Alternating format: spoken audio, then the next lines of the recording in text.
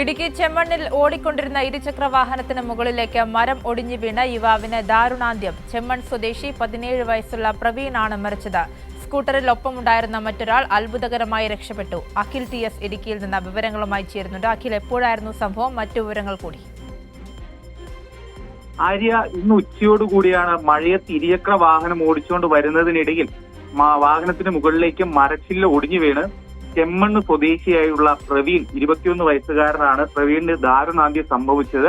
ചെമ്മണ്ണിൽ നിന്നും ഏലപ്പാറയ്ക്ക് തന്റെ സ്കൂട്ടർ ഓടിച്ചു വരുന്ന വഴി ഒടിച്ചുകുത്തി വളവിന് സമീപം വെച്ചാണ് കൂറ്റൻ മരത്തിന്റെ ശിഖരം റോഡിലേക്ക് വീഴുകയും ആ സമയത്ത് അതുവഴി വന്ന പ്രവീണിന്റെ ബൈക്കിന് മുകളിലേക്ക് വീഴുകയും ചെയ്ത് അത്തരത്തിൽ ദാരുണാന്ത്യം സംഭവിക്കുകയായിരുന്നു. ഹെർബറിയ ടീ കമ്പനിയുടെ ഉടമസ്ഥയിലിരുന്ന സ്ഥലത്ത് നിന്ന് ഒരു കൂറ്റൻ മരമാണ്, ഇതിന്റെ ശിഖരമാണ് ഇത്തരത്തിൽ പ്രവീണിന്റെ വാഹനത്തിന് മുകളിലേക്ക് വീണത്.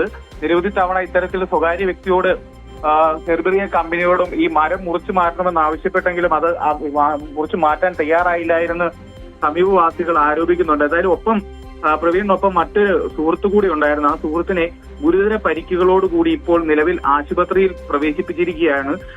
അധികൃതരുടെ അനാസ്ഥ മൂലമാണ് ഇത്തരത്തിലൊരു അപകടം ഉണ്ടായതെന്നുള്ള ആരോപണവും നാട്ടുകാർ ഇതോടൊപ്പം പങ്കുവെക്കുന്നുണ്ട്. ആര്യ.